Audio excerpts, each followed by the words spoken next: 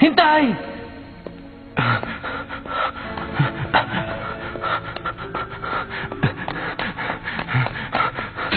Pietro!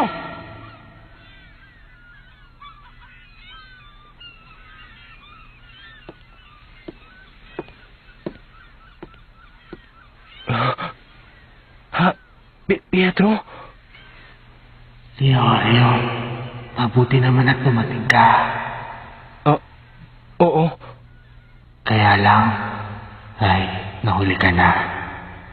Kita mo naman, nakahiga ako dito. Wala nang buhay at miserable. Ang aking puso ay hindi natitibok pa. Ang katawan ko'y isa na lamang malamig na bangkay. Leorio, hindi ba't malapit ka nang maging doktor? Tulungan mo ako.